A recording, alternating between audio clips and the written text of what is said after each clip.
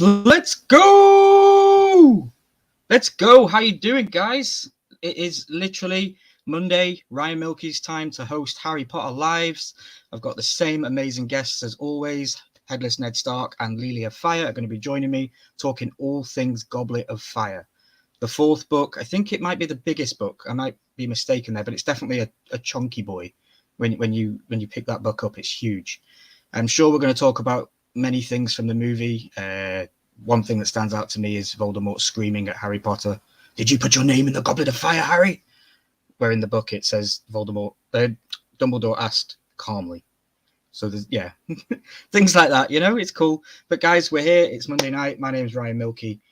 Yeah, I hope you enjoy the show, and we'll be here for the next 60 minutes talking about Harry Potter and the Goblet of Fire. So without further ado, we're going to welcome on my amazing guests. We're going to get them on, and we're just going to start this stuff. We've got a little slideshow together with a couple of photographs of new characters that I think we could talk about, and yeah, we'll get into it.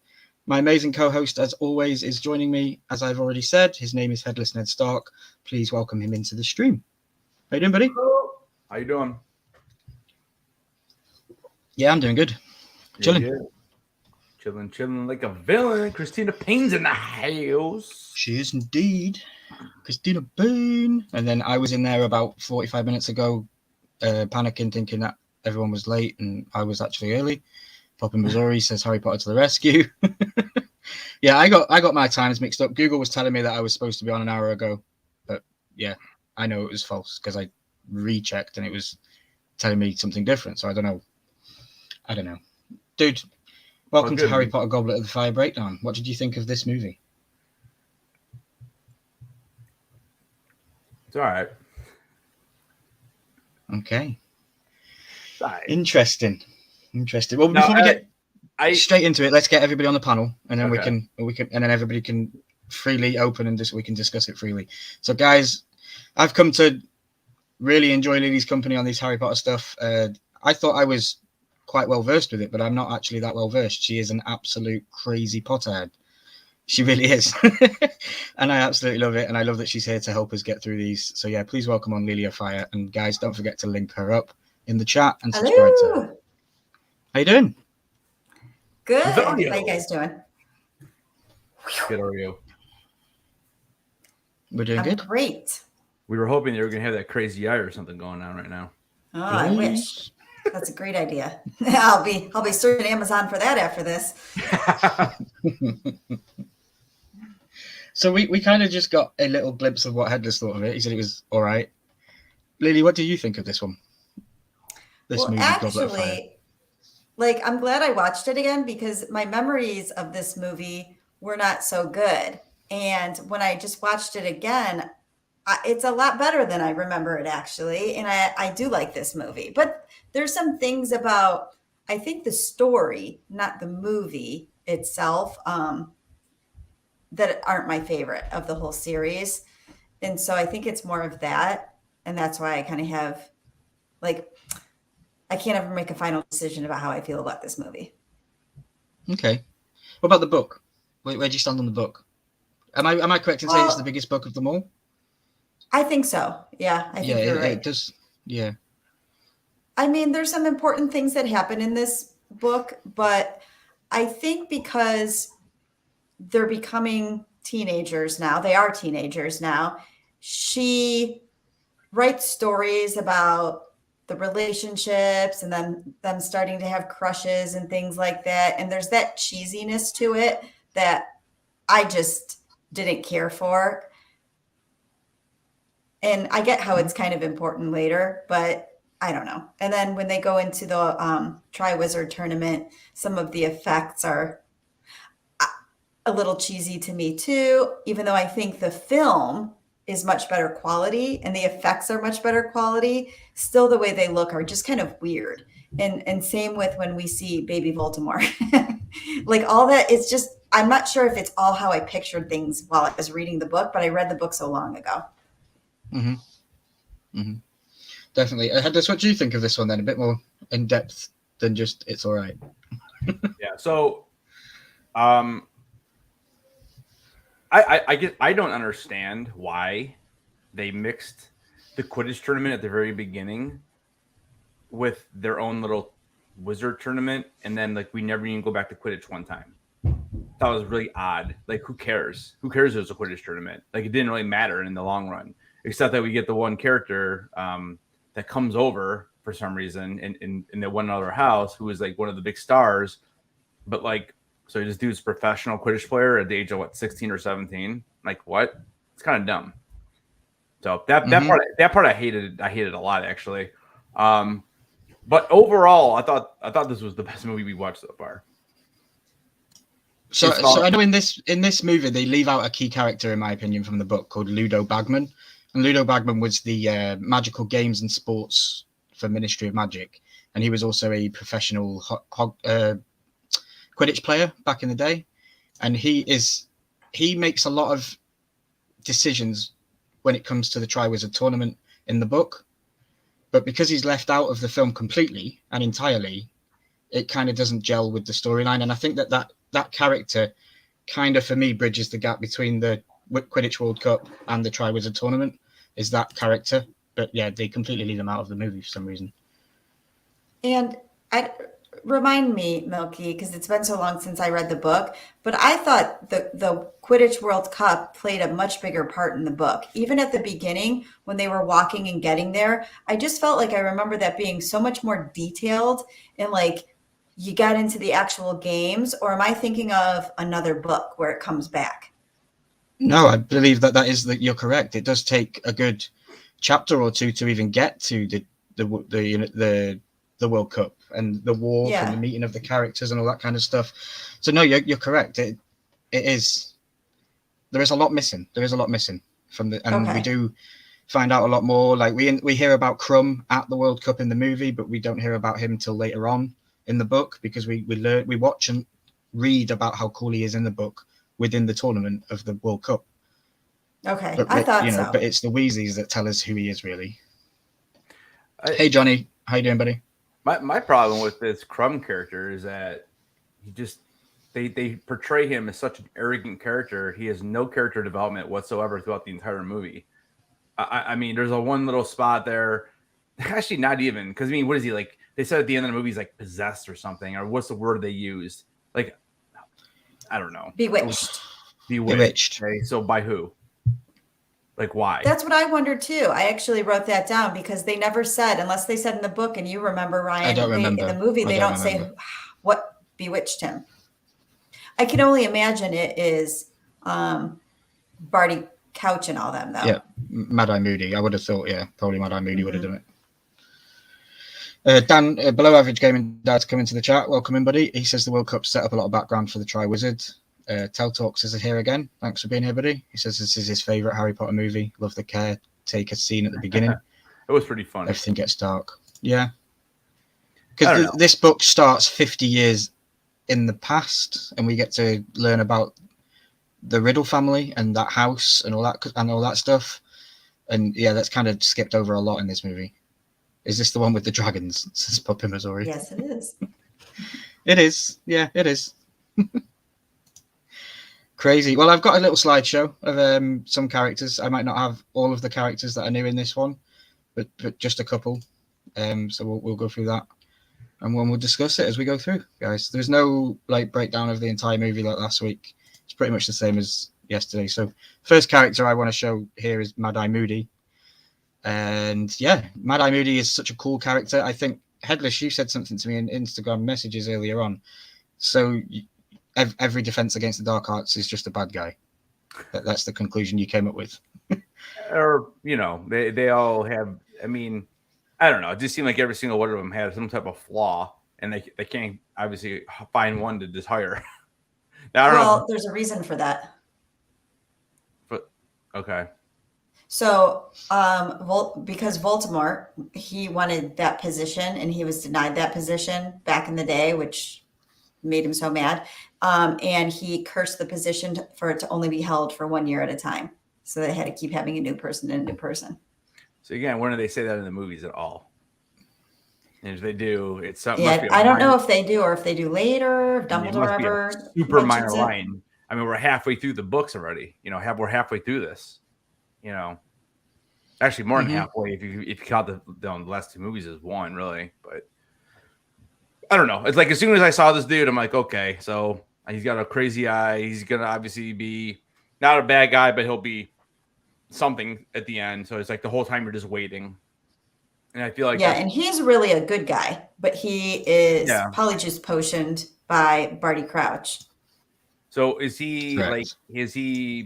was he potioned before he even arrived, or before like all this even like before the like not at a certain point in the movie, like where he was just always like the same, At the start of the school year, of because school. that was Barty Crouch's plan the whole time, is that he's using him to get to Harry, to get him into Yeah. the Triwizard Tournament so graveyard. that he can make it the cup a portkey, Okay. so that Yeah. he can bring Harry to Baltimore. So I have a question here. When was the first time that you suspected Mad-Eye Moody might be dangerous in this movie? There's quite a lot of When I saw key when- signs all the way through it. when I saw his crazy eye, dude. Come on. Okay. I mean, it's funny because it got me a little bit in the beginning. Okay, I'm like, are they really going to go like what? It's really like 4 movies in a row, I think, or at least 3 out of 4. And I'm like, are they really going to do this again? And then knowing who the actor was, he plays like one of the good guys in Gangs in New York. I can't remember the actor's name, and I'm like, well, he's a pretty good guy in that one. And I'm like, but again, Brendan Gleeson. yeah. But the way they ran the entire thing, you really don't find out at the very end, And then I do remember seeing this movie I must have saw this movie in the theater, because this one, at least I remember the maze part. Is I know I've talked to both of you guys about the maze. For some reason I thought the maze was in the wintertime, and I think I was getting that confused with The Shining. I think that's what I was doing. But I do remember the maze scenes. I do remember I remember this character because of that eye. I remember it, but like most of the movie though, till probably the end of it, I really I didn't remember any of this thing. But at the end, I'm like, oh yeah. So I know I saw this. I remember the Voldemort part. I could have swore that. Well, I guess he was there. Lucius was there at the end. Yeah. That's your boy, huh? Yeah. Why were they all like covered in capes or black capes? I didn't understand that part either. Because they're Death Eaters. So that's just what they wear. Yeah. Okay. So Death Eaters with Mad-Eye the people Moody. that follow Voldemort. Yeah. Okay. Death Eaters follow Voldemort, and they want to be part of his evil plan, to be all-powerful wizards without a conscience. I guess that's the best way to say it. And I don't know, the tall little hats and everything like that. I'm not a big fan of, but So you're calling them Death Eaters. Death Eaters. Okay. Mhm. All right. And Moody was also a retired skilled aura, which an aura is a dark wizard hunter. So he would hunt dark wizards. And yeah, he was that'll be more for the next couple as well. But yeah, that is his background. He's an aura. So is the good version of this character? He's moving forward. He's in the movies. Yeah. Mm-hmm. Okay, cool. Because I do like the actor. Yeah, it's a really good cast. Yeah. What do you think of Mad-Eye Moody, Lily? When did you first notice that he was bad or was going to be bad? I mean, I knew because of the book. Well, I knew everything because of the books. But I think right from when he gets there and he's drinking out of a flask, something's not on the up and up with this guy. But I just thought he was an alcoholic. Yeah, same. And I thought that doesn't fit with kids stuff. You know what I mean? And so I always thought something else was in there, like some kind of spell or something. And then when they had the crate in his office that was shaking, I thought that was a big clue. Yeah. And I know the tongue thing is added in this movie. Oh, yeah. It's not a book thing at all, the tongue thing. But that's a big thing, because when you see Barty Crouch Jr., he does it because it's his tell. And then, Mad-Eye Moody does it several times throughout the film, telling you that he's not the real guy, but you just don't click on until you hear it, obviously. Yeah. But yeah, he's a cool character. I really like him, and especially going forward. We'll check what the chat has said. Tal brings up a good point there too. when Mad Eye Moody tortures the spider with the Cruciatus spell. I knew something was up. Yeah. Yeah, see, I have issues with that again because the Cruciatus spell, you cast it with your wand, and then the person feels the pain, but he moves the spider around with his wand. You don't do that with the spell. You can't really control it and hold it in place and move it around. So it was a bit of a strange one, but it's cool.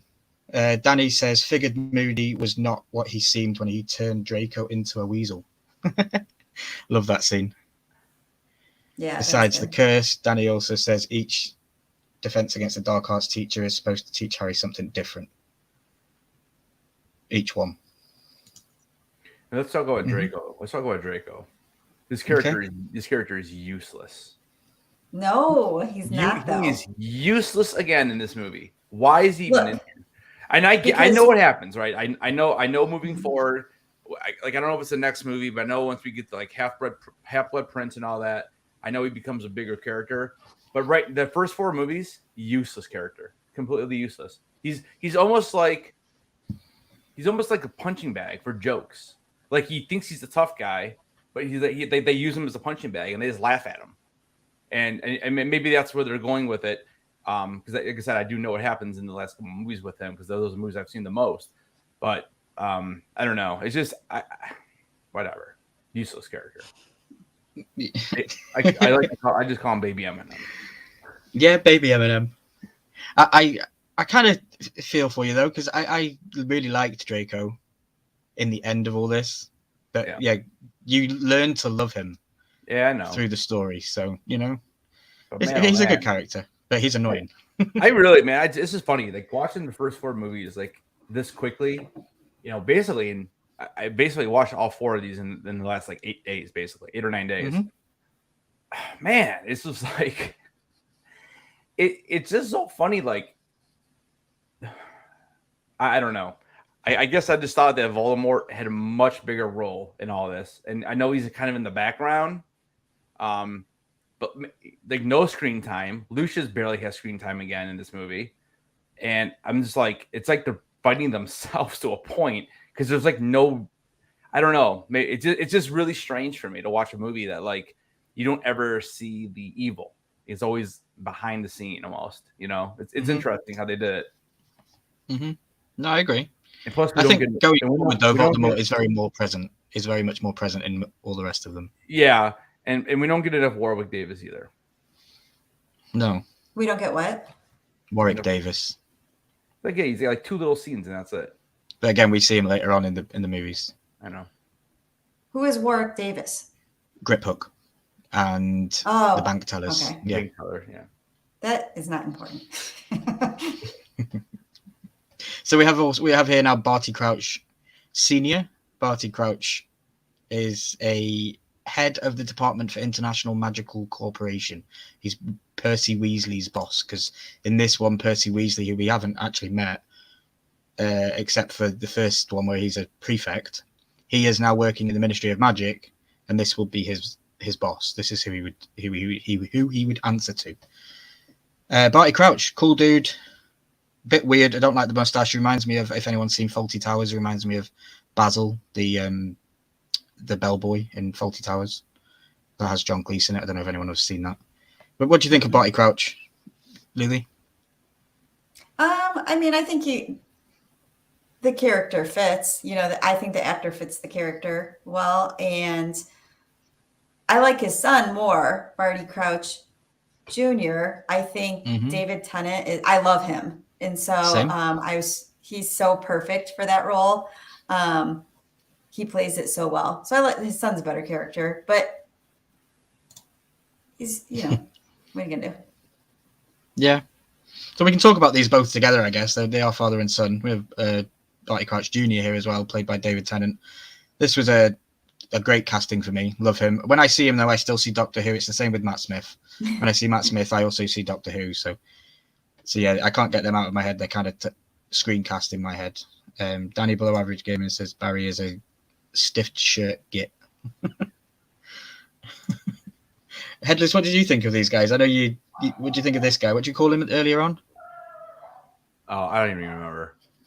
Okay. I didn't even remember. Like he's briefly in the movie again. Like I know he's in the movie, but like we don't see him. And these dogs barking, they're nuts, dude. Yeah. My God. My soundproof room isn't soundproof. Just go through and Expecto Patrono them. Expecto Patrono.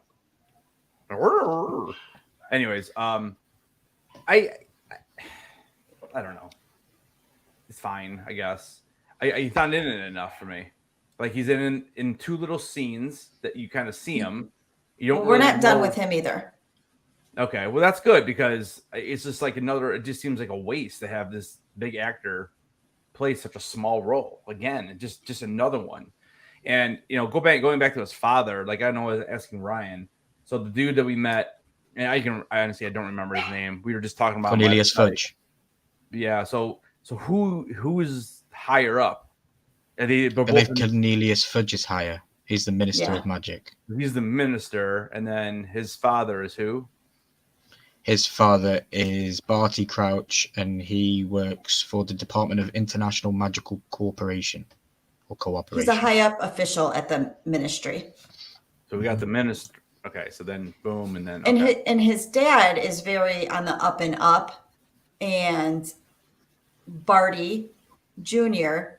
has been bad forever, and so he was in Azkaban, and his mom snuck him out of Azkaban through Polyjuice potion, right? With an invisibility cloak as well. He remained hidden with an invisibility cloak in his father's house. But yeah, I believe she snuck him out. So who's his mother? Who's his mother then? Mrs. Crouch. Yeah. Again, this is just. I mean, I get it. This is why you have a book. This is all explained in the book. I'm assuming, and in this, it's just like I just couldn't connect the dots. Like I'm like, okay. So he adores Voldemort, and that's why he wanted to follow him. Right, and he always had a dark side himself, and what I've read is part of the reason that he went to Voldemort is like to look up to a father figure that more aligns with his darkness, because his father wasn't it for him. He's a disappointment to his father. Okay. Yeah, I mean, it makes more sense when I'm talking to you guys about it. But like when you're just watching the movie, not knowing any of that, I was just like, it was hard for me to even connect the dots. I didn't even realize that he was his father until like toward the end of the movie. I didn't even realize it. So okay. But again, they kind of explain it in the court scene. Well, when you get thrown all those different names, each movie you're getting 6, 7, 8, 9 new characters, and I'm still trying to remember the characters from the previous movie when I'm watching them this fast. No. I don't know, but and like I said, it makes more sense now that we're talking about it. Mm-hmm. It was so funny because these two came in, and I'm really focused on I gotta know who these guys are. I didn't even know his name was Karkaroff or whatever. I knew her Igor name. Karkaroff. Yeah, I forgot his name right away. Her name was easier to remember, and literally they do nothing in the entire movie. And I was so focused on what they were going to do, and they do nothing. She brings Hagrid love. Yes, Hagrid. Yes, that's important. And she's taller than Hagrid, which is ridiculous. And also you find out later on that Karkaroff is a Death Eater and has the mark on his arm. They cut a scene out of the movie that they actually filmed with him and Snape, and they were arguing, and he was trying to get to see Snape if he had his mark on his arm, and they cut that out, unfortunately. So that's a big thing. Mm-hmm. Wait, so he's like a bad guy too? Karkaroff, yeah, he flees at the end of this movie. Man, what the hell was I watching that? I don't remember that. I guess I was trying to figure out what the hell happened with that maze, but Karkaroff is the what's the name of the school? The Drumstrang School. He is the headmaster of the Drumstrang School, which is where Crumb comes from. And they kind of depict it in this movie that it's an all-boys school and an all-girls school. Yeah, that's not the case. That's not the case. It is a mixed gender school on both sides, with the Beauxbatons and with the Drumstrands. So yeah, differences like the entrance when they all come in and they have that fancy dance. That didn't happen in the book. That is so cheesy. Why do you add that? Because they made it so weird. Like, Because they wanted a fantastical entrance, didn't they? Oh, we're so cool. We're better than you, Hogwarts. I've been like, I would have zapped them and killed them all. Mm-hmm. With the little bluebirds. I'd be hanging out with Draco. I'd be hanging out with Draco. I would have taken his power. You don't even like Draco. No, but I'm saying I'd be the Lord of the Slytherins. So no, you'd be a loner in the Slytherin dungeon. Why have I got no friends? Why do my friends not come and see me? Because you're a Slytherin. Nope. I'd have that chunky kid. What's that kid's name? The weird one. The one with Neville? Is that? No, not Neville. I like Neville. The Slytherin kid who got Draco as the mongoose or Goyle or Crab. I don't know which one's which. Yeah, Crab or Goyle. It's like the same character. Welcome in, Arcade Pop. What is good, buddy? Thanks for stopping in. So we have the 3 students that are going to take part in the Tri-Wizard tournament that we've heard about in this episode. We have Fleur Delacroix. I apologize if I'm not pronouncing any of these right. We have Victor Crumb. And we have our boy Cedric Diggory. Good old R-Pats over there. What do you think of these 3? Lily, go ahead. I'm sure you have... I know you have a lot of notes as well, so we'll get through this. I've got a couple more slides, and then you can share some notes that you have. What do you think of these 3? I think they all looked as I imagined them when I read the book. I think Fleur Delacour is, she reminds me of somebody. I don't know if I've seen her in other things or if I just think she looks like a young Claire Danes. But while I was watching it again, I'm like, gosh, she's really pretty. Mm-hmm. But I thought she fit the role really well. In the maze or in the Tri-Wizard thing, I think she shows that she's like a walking panic attack. Which surprised me because earlier, I think was it Mad Eye Moody who said, don't be tricked. Like she's as much of a princess as I am, as if she's this big, strong wizard, but she doesn't really show that at all. No, she doesn't. She seems gets kind helped of quite a fragile lot throughout the whole movie. Yeah. I thought Victor Crumb was good as being kind of like the Brutus character. It was like good for Hermione when she went to the ball with him. And then, of course, Cedric Diggory. I'm an R-Pats fan, so I love him. Perfect, okay. Perfect. What do you think to his entrance? You read the book. He doesn't enter from dropping from the top of for me, it's a very Twilight entrance. I don't know if that was on purpose, but it felt like it. A lot of this he does that, though. It's a little over the top with... that kind of stuff, like with her and the bluebirds and like the little dance and everything like that. It's all a little cheesy. Yeah, I agree. Okay. Headless, you liked R-Pats in this one, correct? You liked that there was somebody you recognized? Like Robert Pattinson? Cedric Diggory. Yeah, Cedric Diggory. Well, no, I mean, the thing about his character is now that at least we know how he became a vampire. That's the best part. And this other girl you're saying I don't know her from anything. I'm looking at her. Her name is, I can't even pronounce it, to be honest with you. Clemence Posey, I think it is. And I'm looking at her. Okay. I don't know. Yeah, I know her from Harry Potter movies.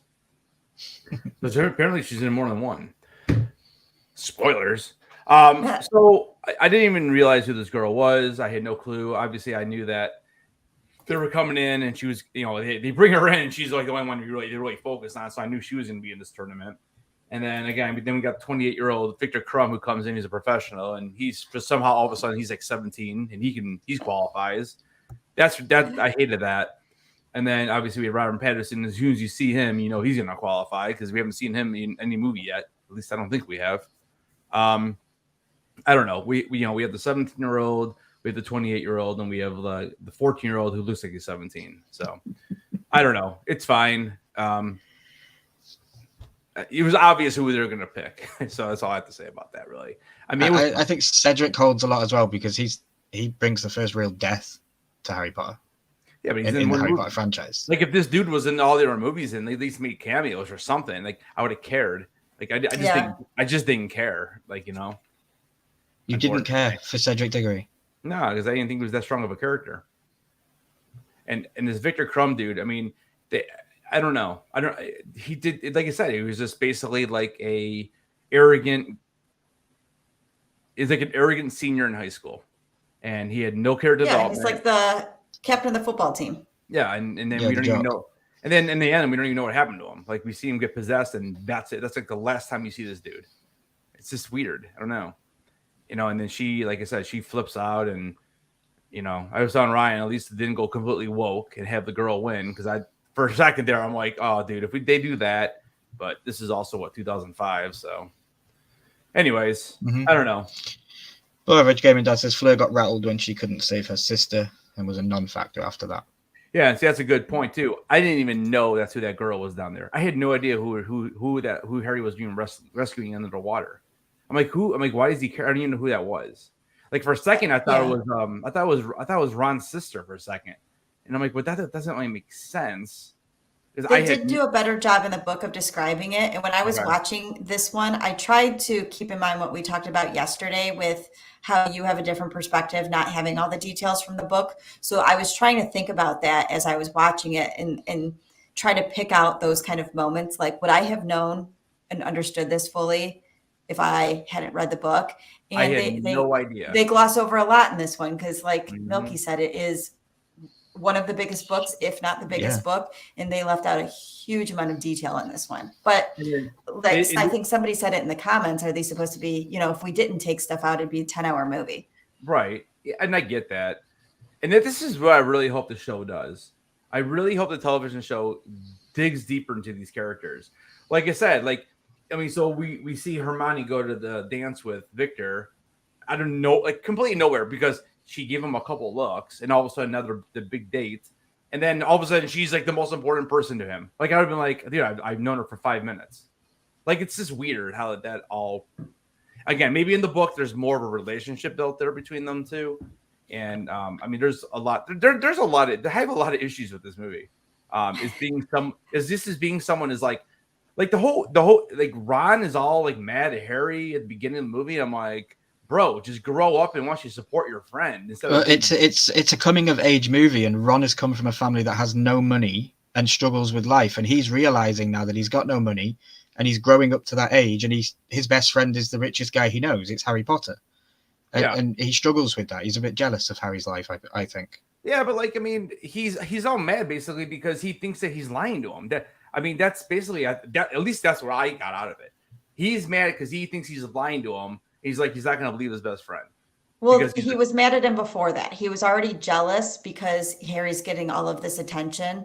And he has a lightning bolt in his head, bro. You know what I'm saying? He's just jealous. And I think it's what Milky said is that, like, with all the relationships that we're seeing in this one, she was trying to write this to have them come of age so that they become more mature for the next stuff that's coming and going to happen. Yeah. And so it's like, it had to happen. We had to see them grow up a little bit, and these things occur.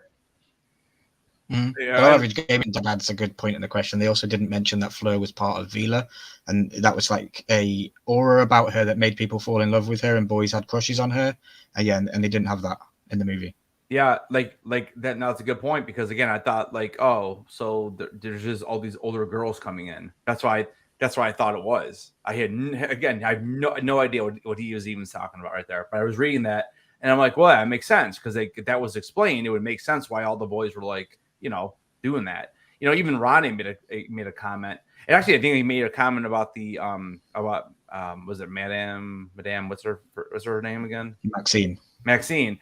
Yeah, he even made a comment about her. It's like, oh, yeah, that's a tall girl or a tall woman or something. Like, in relation to them growing up and noticing women more. But yeah, that would have taken all of 2 minutes of screen time to explain, and you could have got rid of the BS at the beginning of the movie, like them walking through and taking 20 minutes to get to the stupid Quidditch match. I'm like, dude, why don't we just start there and say, oh, I can't wait to see this huge match, blah blah blah. Like, there's just so much BS they done in the beginning that they could have got rid of and get the movie I think going. For kids, though, that this is more aimed at, we're not the market, you know what I mean? Now, right, I get that. So, but at the time, the audience was much younger. They were kids and teens that were watching this, and all of that stuff is interesting to them. Yeah, just getting your first crush at school, things like that, you know? No, and no, I understand that. What I'm saying is like the beginning, how long it took them to get that Quidditch match. Like, why do we have to watch like that 5, 6, 7, 8 minute intro? Like, just start them walking into the Quidditch match. Boom. And then you have 7, 8 more minutes of the movie. If you want this movie to be that long, you can explain why. Why are the boys so attracted to her? Why? Okay, yes, okay, so she's good looking. Great. But like it makes more sense what he just said in chat. So I don't know, it just helped. I'm just trying to figure out, like, it's just interesting to watch a movie like this that I don't know that much about, and watching it like basically for my first time, because it's been so long. It's been, it's been almost 20 years since I probably saw this. And it's just like, I just really had a hard time connecting all the dots with the characters, because I just don't think they explain it very well. And this isn't the first movie I've said that about too. No, it's not. Are you hoping to watch them all again, or are you probably going to not? Are you probably be like, I'm done after I've finished it? No, I'm sure I will eventually, but like, it's just so far for me. For like the first 4 movies, like this is not like Star Wars for me. This is not Game of Thrones. Like House of Dragon, when we're breaking down House of Dragon, watching it, that movie had me hooked from the beginning. I wanted to learn every single thing I could because it was that good. And then I've already rewatched it twice all the way through. And that's, 10, 11 hours of my life. This would be, this is a little bit longer. It's like over 20 probably, after everything's said and done. But yeah. I'm just going to make you join my Harry Potter book club next year. And then when you get all the details, then you're going to become a true Potterhead. And I know below average gaming dad over here, he seems like he's Potterhead too. He's got a lot of he's massive, going in massive the chat. Potterhead. Yeah. Well, and like you just said, Quidditch has a much bigger role in the books, and I know you told me that several times. Like honestly, like when we were talking about this morning, like when you were explaining to me what the basis of the movie was with the Quidditch tournament, and then they have the Triwizard thing. I'm like, okay, this is gonna be like kind of an like off the beat movie. Like it's not gonna have too much to do, but I knew we had Voldemort in this movie. And I do remember a little bit at the end with the maze and stuff. I had a feeling that this is the movie. But I'll tell you what, even the Wizard tournament that they held, it's kind of boring. Like he finishes off the dragon in 3 minutes, and then the dive deep thing. And I had messaged Ryan. I said, isn't he cheating by taking this, whatever he took, the seaweed Gillyweed. stuff? Yeah, I'm like, isn't that cheating? Like, why didn't the other dudes do that? So, I don't know. No. I thought he was so cheating. Exciting. I think that the actual when they're in it and he's like flying around trying to get the dragon egg and stuff like that, I thought that was awesome. Well, it and was. I remember in the movie theater like this, even though I knew what happened because I read the books, and I was still like this in the movie theater. No, I thought it was amazing. I so did I, but like I would have rather seen like if they were going to go be that fast of these tests, if they were going to be that fast, dude, let's have 10 tests. Like, I just need more action, man. They are wizards, so they can do magic. The one thing they were allowed to take with them is their wand, which can do spells, which can do magic. Right. So of course they're allowed to do the other things too, but it's the amount of how good of a wizard are you and what do you know that you can pull in. Like Harry really didn't know what gillyweed was. It was the people who helped him to make those things happen, which is part of it too, is that collaboration. All the other guys that took part in this, they must have known that they were going to be part of the Triwizard tournament. They from the other schools, they probably learned, like Crumb turning himself into a shark and the bubblehead spell and things like that. Yeah, he did turn. Harry was thrown instantly into it, so he didn't have time to learn how to do the bubblehead thing or to turn himself to a shark. And in this movie, he gets a lot of help from a lot of people. One thing I noticed from the book, Neville never gave Harry gillyweed in the book. It was Dobby. Harry fell asleep and woke up 10 minutes before the thing was supposed to happen, and Dobby was just so happened to be there, and Dobby gave him the gillyweed. So differences. And then there you go. There's another character we haven't seen in 2 movies. I know what happens, and I'm supposed to care. I haven't seen this dude in 2 movies. So, anyways, you'll care. I don't know. If you don't care, you don't have a heart, and you really are Darth Vader. Yes. I mean, again, but like it's a character. It's like I don't know. I don't know. It's just like Oh, you'll care. All right. Yeah. So All we right. have Voldemort on the screen. Voldemort returns. What? Best What? part What? of the movie. Best part of the movie? Best part of the movie. The last half an hour again, and I think I said it last time. Well, I said last hour. But yeah, it was the best part of the movie. I just wish it made a little bit more sense because again, I rewound it. I messaged you guys questions right about it because like again, not being the book reader, I was a little bit lost on what was happening exactly. I'm like, why? So okay, I kind of had a feeling that I'm just gonna call him the good junior because I'm not gonna remember his name, but the one that took over for the professor. Barty Crouch Jr. I had a feeling something happened where he probably used some kind of spell on this, but like I don't know because they always want to leave it such a big secret. When I'm just thinking to myself, I'm like, dude, it wasn't that big of a secret. Like it kind of was obvious, honestly. I would rather them show this on screen. Like, how are you doing this? What spell are you using? How do you know that you need this dude's hand and Harry's blood and whatever else to make this powerful wizard come back to life? Like that's the kind of stuff I want to know. I don't want it just to happen just because.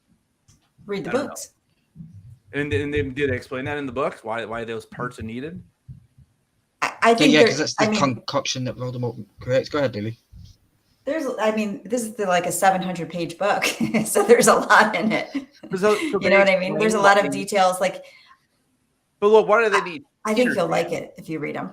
But why do they need Peter's hand and not Lucius's hand? Because it's just he's the servant of the Dark Lord. It could have been any of the servants, but he was the one trying to get back into Voldemort's good books. So it could just be any of their hands. I guess so, because that's the way the spell goes. It's the servant, the flesh of the servant willingly given, the bone of the father forcibly taken, the blood of the enemy forcibly taken. All those come together is the concoction that Voldemort created and made so that he could come back to life. And did they say those words in this movie? Yes.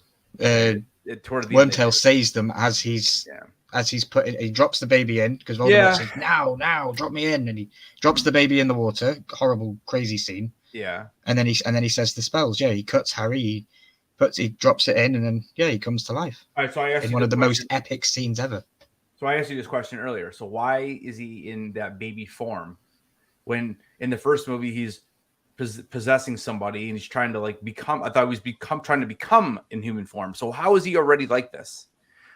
Is it like, you know what I'm saying? Like, and we don't see we get no Voldemort plot in the last movie at all, basically, or he's not even really mentioned. I believe they don't reference the reason as exactly how Wormtail created the baby body, but I have it written down here what I said to you. But it is mentioned in the movie that the spell of Voldemort's own invention, a potion concocted from unicorn blood and snake venom from Nagini, are used to create the baby body. So the snake we saw in the very beginning, and that was like the past, right? You said like 50 years or something like that. Yeah, so, Nagini. So the giant snake, is that him? No. Before he becomes the baby? No. So what's the snake have to? What is the snake? Why is that snake just? The snake is just his snake. That's just his snake. Nagini. That's Nagini. Nagini has a bigger part in the movie later on. All right, because that's the first time I remember seeing him. I mean, yeah, I think that is the first time we see him, right, Lily? So again, Nagini first time in this movie. Like again, watching that opening scene, kind of knowing that Peter guy is a bad guy, for lack of a better word, I thought the snake was Voldemort because I'm like, well, maybe that's the form he's in right now. And then my head goes to like G.I. Joe and what happened with Cobra Commander and stuff. And I'm like, okay, well, maybe he's trying to get his human form. He's a snake right now. I don't know, dude. So remember how we said before, he's, I think it was in the Sorcerer's Stone, how we said he's slowly dying and shriveling up, and he needs the power of others to get back to his human form again. Okay. And so he needs to take that from others. Like he would love to take that from Harry Potter. You know what I mean? And so when he's in that little baby form, it's because he ridiculous looking, but he's very weak at that time. And so it takes others to build him up again. And that's what all the Death Eaters do for him. Okay. I mean, below average Dame let us know that Nagini is a lady from the Fantastic Beasts movie franchise, and she has a blood curse. Oh, interesting. Yeah, I haven't deep Gosh, dived below into those average movies. gaming dad is a Potterhead. Hell yeah! And he also let us know that Peter was willing to give his hand. Lucius wouldn't do it. Ah, Smart guy. I do like how Lucius kind of stands up to him in this movie, though. At the end, I like that.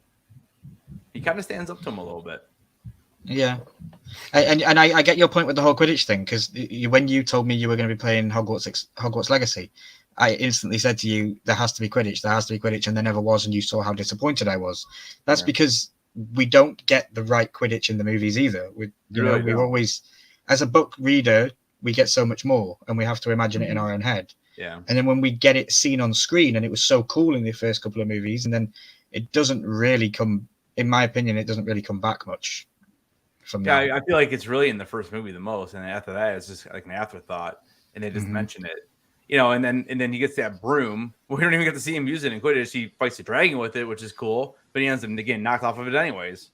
So but you knew what it was when he said Accio Firebolt. You know what I mean? Because that was the last thing that happened in the previous movie. Yeah, and then the other thing is too, in Azkaban. Like we see the Quidditch match in the rain, and I feel like that's so useless unless we're just trying to see that like Harry can be defeated. Like that's the only thing I kept thinking. I'm like, why are we even seeing this scene? And we see him get knocked off the broom, or maybe not knocked off, but I don't know. His broom breaks. I think if something happens, I can't remember exactly now what happens in that movie in the rain. But I feel like that was the only reason why is because Harry didn't win. That's the only reason why we saw it. And I'm like, and we never came back to anything with that. So I don't. It's just a weirder scene. I don't know. I don't know what the point of that was. Yeah, no, I agree. And then you guys were telling me yesterday that Sirius Black is going to be in more movies, and we see him as a fire demon and fireplace dude for they cut him out of this movie. He was supposed to be in this one. So dumb. It's just like, okay, all of a sudden this dude can just do that. Like I don't know. It's just a lot of the stuff doesn't make sense to me. I guess like why can he just turn his face into a fireplace? Because he's a wizard. I guess like that's fine. I mean that's the nature of the world. That I guess I just have to get used to it. I guess just being such a Game of Thrones and Star Wars fan, I'm always looking for a why for what happened. And in the books, look for a why in these movies, you drive yourself freaking crazy. In the books, I know that Harry writes to Sirius to tell him that his name has been chosen for the Triwizard Tournament, and Sirius goes to a cave on the edge of Hogsmeade as a wolf, as his dog form, and he goes and collects newspaper cuttings from around Hogsmeade so that he can learn about Harry Potter and what's going on with this wizard stuff. And they cut all of that out. And there's a scene that in the book where Harry, Ron, and Hermione go and talk with Sirius at the edge of the cave, at the edge of Hogsmeade. Yeah, again, they cut it out. But I like that you question these things because that they should have kept it in. And it would explain, and you would have more reason to like the guy. And I'm like 45 minutes in or whatever, and I message Lily this, and I go, why did the newspaper article change to it says something like Quidditch tragedy or tragedy or something, not Quidditch, but like it changed, the words changed on the newspaper when it was burning. I'd never understood that either. Like it turned to the word tragedy instead of whatever it said previously. What did it say? Because I didn't know what you were talking about. I don't know for sure. I never went back because I was just like, okay, I don't recall it. I know Rita Skeeter. We didn't really mention Rita Skeeter. She's annoying. She's also an animagi. She can turn herself into a beetle. That lady that was doing the news, she was taking interviews from everybody. She's good. I know we're coming to the end of the live stream. I have a question here that I wanted to end on, or to end have an end discussion. Lily, do you have anything that you want to add from your notes? I know you took extensive notes, so I don't want you to feel like you're wasting we talked about most of it, but I would say the one thing I really loved that I want to save as like a clip on my desktop computer at school is when Dumbledore says, "Silence!" Oh, he does. That's one of my favorite lines. I absolutely love when he does that. He does it so many times too. It's great. Yeah, I'm just going to save it for my students. So do you like Dumbledore in this movie? Because he's very, very on edge in this one, isn't he? He's very different. Yes, I do. But at the same time, I thought about how they decided to go with that, because there was some calm to the first Dumbledore too that I miss. And it's like, I don't think he would have handled everything. Like you said, that one line that he said it calmly. I feel like there wasn't really a balance or a transition between calm Dumbledore and new Dumbledore, even though I like the really powerful one. Sometimes in this one, I missed the original. Yeah, I get that. I forget to think that when she wrote the books, she never changed Dumbledore as an actor. Right. It was always Dumbledore as Dumbledore in her head. So, yeah, I kind of get it a little bit more now thinking about that. And Danny has corrected me there. Thank you. She was Rita Skeeter was an unregistered animagi as a beetle. Yeah. But my last question, I wanted to. It's a kind of a philosophical one, I suppose. The final chapter of this book is called The Beginning. What is beginning and what is ended? What challenges do you predict Harry and his friends to face in the 5th part, The Order of the Phoenix? I know, Lily, you kind of already know what they're going to do, but more for Headless is what you have watched so far and what you have seen. Yeah. Where would you suspect that they're going next in the movie Order of the Phoenix? And yeah, what has ended if this final chapter is called The Beginning? So what has ended? I mean, probably living in Hogwarts and just living overall.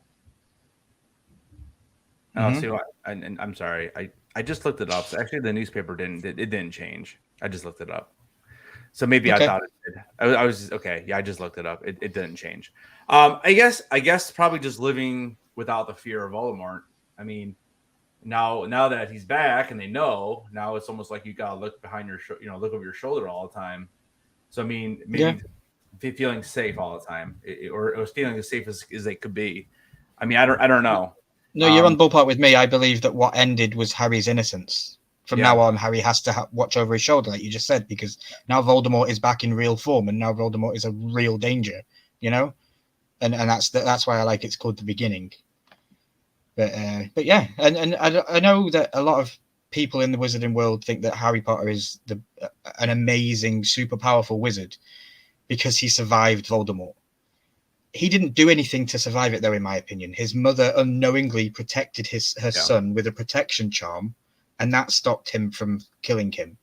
So do you think, to both of you, do you think Harry has lived up to the best wizard so far? Like, this movie, he was helped by all his friends. He didn't really, if it wasn't for anyone helping him, he wouldn't have done much this movie. I think so, because he grew up not knowing that he was a wizard. And so everything that gets thrown at him, yes, he's helped by friends because he's loved, because he's brave and he's kind and he's loyal. And so he knows that companionship is really important, but he's also stepped up to the plate and faced everything that was thrown at him and was able to handle it. With the help, without the help, didn't matter. He took the help because he knew he needed it. And that shows his strength, that you take help when you need it. I think what you were saying before about where it's going is that, the first battle of the wizards, when Voldemort tried to kill Harry and his parents, we're going to see another battle coming, and Harry's going to have to step up to the plate now that he's got some skills. And so that's where this is going. And you said, it's them growing into their adolescence and becoming adults, and he's leaving his innocence behind. And that's why they showed all of these little relationships in this movie to push it forward into adulthood. Yep. Perfectly said. Well, I mean, just to kind of piggyback a little bit, I mean, if the way I think of it this way, like I'll just use Star Wars as a reference because that's what I know. Look at Luke. Luke couldn't have done it without his friends, right? Anakin tried to do it by himself in the prequels, and look what happened. He turns into Darth Vader. So so just because so I do think he has lived up to it. But again, you always will need help, and as long as he realizes that, and then moving forward, I think that's kind of like why he will end up succeeding. Whereas, like I said, Anakin thought he was the all powerful and he thought he could do it by himself, and you know, and sometimes that's the difference between good and evil. Because I'll be honest with you, at the end of this movie, I thought Voldemort was going to kill that Peter guy. I thought he was just going to kill him. He's like, oh, I used you for what I needed. He was, and he does end up getting his hand back or whatever. But I the whole time I thought, oh, he's dead. So I was wrong on that.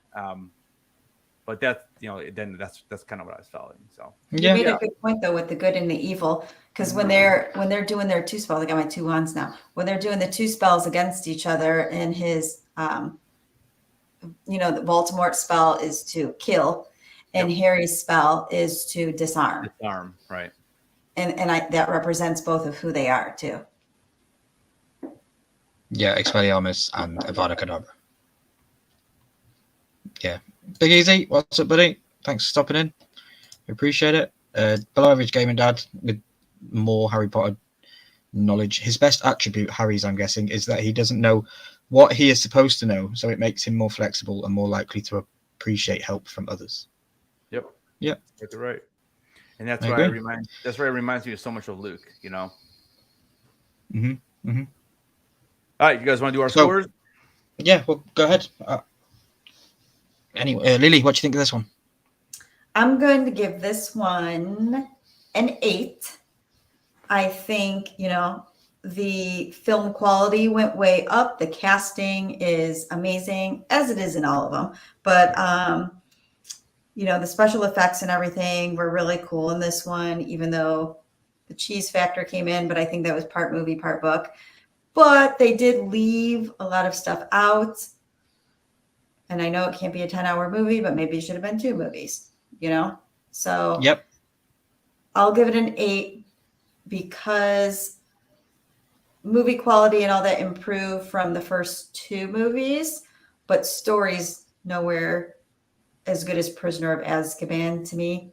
So I'm going with it. Good 8. I like it. Mr. Crispus just came in the chat. He goes, I know less about Harry Potter than I do Star Wars. So may the power of the ring be with you. That's the correct greeting, right? Yep. May the power of the ring, yeah. Yeah, we thank you for your, we greet you with it, yeah. Beam me up, Mr. Crispus. So, Headless, what do you think of this one? So I agree that the story maybe is not as good as even the second movie. Like I did not love the story of Prisoner of Azkaban. I kind of, I'm actually a little bit. So here's the thing. Like we went through that entire movie, you know, meeting Sirius Black, meeting this Peter dude, and like nothing happened with it. Like we saw a quick cameo, and then yes, the actually the Peter dude, I'll never get his name probably right, but he ends up playing more of a role than Sirius Black did in the next movie. And I just feel like you spent the entire 2 hours and 15 minutes of that movie bringing us to these characters, and we don't even it kind of doesn't even matter in this movie. And I don't understand why it's just like, again, if they come back in the next movie, fine, but like why are these characters so skipped around in this series? Like I don't know, it's weird. Like Lucius, didn't even see him in the first movie, didn't see him in the third movie, but we saw him in 2, and we saw him not as much, but we did see him in this movie.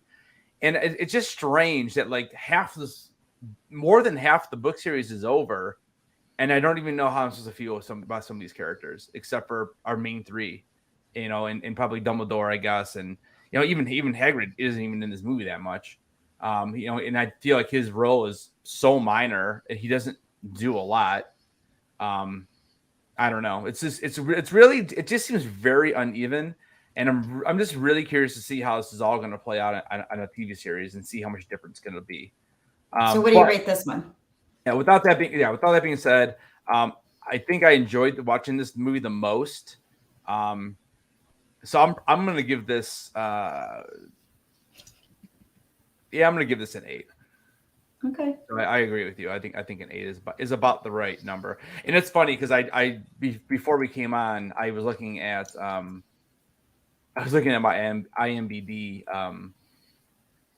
score on this, and I gave it a 5 when I first saw it. So I bumped it up quite a bit. So Ryan, what do you think? So I'm scoring this 7.5. It's not as good as Prisoner of Azkaban. When I watch these and when I listen to these, I almost wish, even though it's not possible, I wish that they were the other way around. I wish that Goblet of Fire was before Prisoner of Azkaban, somehow. Dude, it then kind of makes sense the way you're saying.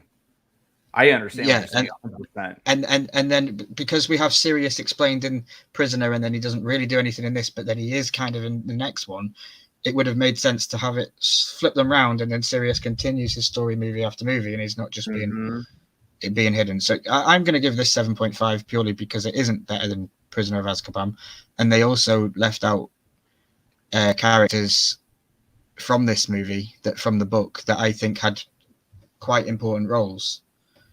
I can't think of his name now. I'm trying to find it. Ludo Bagman. Ludo Bagman definitely should have been in this, and also the elf. What was the elf called?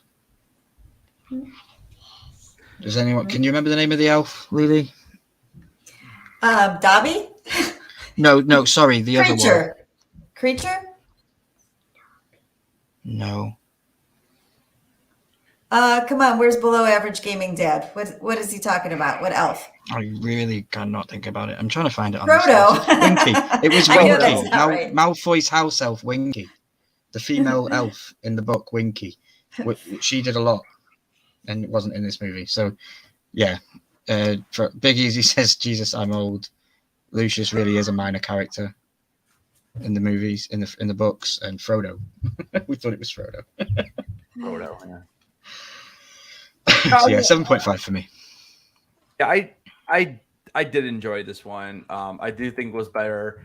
I think it could have been better. I mean, again, but you can only go off the source material. But if I was writing this, I would have had way more, or not way more, but at least I would have had at least more of more tasks they had to do. Like, I don't know. I guess I was just trying to think of like, and I don't know. It's hard to say. Like, I just would have had more tasks. I would have had more of the wizarding, like, I don't know. I wish there was more magic in these movies. And I know we kind of will get there more. And again, that's why I think I like the ending of this movie so much, because I do love that. But again, it's just two wands zapping each other overall. And you have a couple zaps here and there, and that's all you get. You know, even in the maze, Harry only uses it to, signal. And I was confused with that, because I thought when you're signaling, I thought that means you're out or you quit. So he was kind of signaling for her, right? Isn't that what it was? I mean, I guess. Yeah, I think he signaled for her. But like, I thought for Florida court, right? I mean, she got dragged under. I mean, yeah, because she got out. Yeah, but like, I don't know. I guess I was under the impression, like, I'm thinking, like, why is he doing it for himself right now? Like, why? Like, and then I'm like, okay, he was probably doing it for her, but like, I don't know. That was a little uneven too, that part, I thought. Well, when you are in my Harry Potter book club next year with my, fourth graders, it'll be fantastic, and you'll understand everything, and then you'll have a greater appreciation.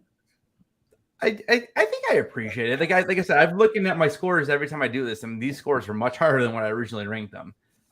There you go, because you understand more, and you're getting the backstory. But you're right; it's interesting to have a different perspective of somebody who didn't read the books, because I can imagine some of these movies must be just really weird and out there. Like, what is going on? Yeah, like even one part we didn't even talk about, and I know we're over the hour here. But the one part we didn't talk about was the very beginning of the movie, when they went to the Quidditch match, and then all of a sudden, like, everything turned black and everything was like gone. So that was kind of confusing to me too. Like, well, that was Voldemort. But see, again, this is where I get it. Like who did it though? He did it. Like he was sending the signal that I'm here, beware. See, I'm gonna get you. It's just weird because I don't know. It's just weird because, like, going back to that first movie, I'm like, okay, they defeated him. I didn't even know he was in any kind of physical form. I thought his essence was just kind of there or something. And then all of a sudden he's like, back. Yeah, I don't know, but it's just a little strange. So, but I'm not sure what happened to Ryan. But I could probably take us on out of here. So I don't know, guys. Let us know what your rankings was before you leave. You know, me and Lily have it an 8. Milky put it as a 7.5, and I think we're pretty much on the same page with this one, though. Yeah, I kind of understand what he's saying, though. It makes me intrigued by it, like to maybe watch them backwards. And it's almost like you watch this first, and then you watch Prisoner of Azkaban. You're almost getting like a prequel to this, almost to a point. Yeah, kind of. I don't know. It's interesting, but I think that's about the right score here. Yeah, I think so. So, but all right, guys. Hey, we appreciate you guys hanging out. We'll be back on my channel. And there's Pumpkin, and we'll be back on my channel next week doing on Sunday at 7 p.m. We're talking. What's the next one? Is it? Help me out. What's the next? Is it? What comes next? Half-Blood Prince or Order of the Phoenix? No, so I think it's Order of the Phoenix. Order of the Phoenix. Okay, this one's amazing. It's gonna be great. Order of the Phoenix next Sunday, and then next Monday we'll be on Half-Blood Prince, and then basically 1 week left after that. And don't forget, 8:30 p.m. over on my channel, we'll be doing Bricks and BS with BOP, me and Ryan. So if you want to watch us build Legos and just talk some BS and have a couple of beverages, stop on by for a little bit. And tomorrow, actually, I'll be putting up a poll on my community tab to see which Lego you guys want me to build. There's 3 choices. So, but Lily, thank you again for coming on. We'll see you next week. Check out Lily's channel. I don't know if Ahmad can drop that in the chat real quick. If not, you can scroll up and it's up there. But please show some support. And yeah, guys, we're out of here, and we will talk to you guys next time. And don't forget, keep those heads on, and also stay milky. Bye.